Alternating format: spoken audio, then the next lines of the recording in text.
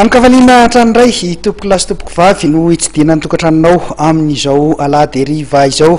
Lahady voalohany amin'ity volana septambra ity ihany koa zay, androany ihany koa zany no mahery voalohany amin'ity volana ity, dia manasanao hatrany ary hanaraka ny fandarantsika hatramin'ny farany. Maromaro ireo niatrika fiadin'ny tompon-takany Madagasikara tamin'ity herinandro ity, eo ny taranja handball, ny taranja tenisy, eo ihany koa ireo taranja maro samihafa. Fa no resantsika voalohany aloha amin'ity hariva ity dia isan'ny nafanafana ny fiadin'ny tompon-takany Madagasikara teo amin'ny taranja handball, ka dia izay no entintsika manokatra ny fotoana. Ny vokatra aloha no omenanao voalohany dia ny lalao famaranana teo amin'ny skajy kadety, zareo avy any Farafangana, ny ASF avy any Farafangana no nivoaka nandresy nandrombaka izany anarana amboninahitra mahatompon-takany Madagasikara izany rehefa nandresy ny tamma avy any Orombe tamin'ny isa 20 no 20.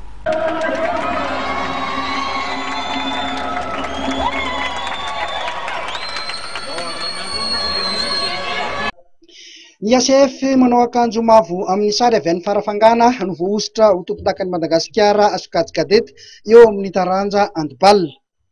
Resin'ny ASF tamin'ny isa 20 ny tamma avy any Orombe teo amin'izay lalao famaranana ho an'ny skajy kadety izay.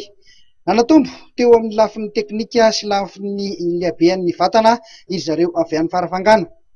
Ampy ny fiarahana ho an'ireto ASF avy any Farafangana ireto, hita mbola ho lesika kosa ny fiarovan-tena sy ny fahaiza-miaraka ho an'ny tamma avy any Orombe. Na zany na tsy zany dia azo lazaina fa dia niakatra ny avy teknikan'ireo tanora malagasy raha eo amin'ity taranja handball ity. Vokatra kosa teo amin'ny junior zazavavy dia ny SBCI no nivoaka nandresy nanoloana ny ASCAF tamin'ny isa 5 no 17. Eo amin'ny lalao famaranana ho an'ny junior zazalahy kosa dia mbola amin'izao fotoana izao no mandeha izany lalao famaranana izany ary mbola tsy vita hatramin'ny farany. Ny SC Michel sy ny Efimamo no mikatroka amin'izany lalao famaranana izany. Ireto manao akanjo manga amin'ny sary reto zareo SC Michel ary ny manao akanjo mavo kosa ny Efima avy any Vatovavy Fitovina.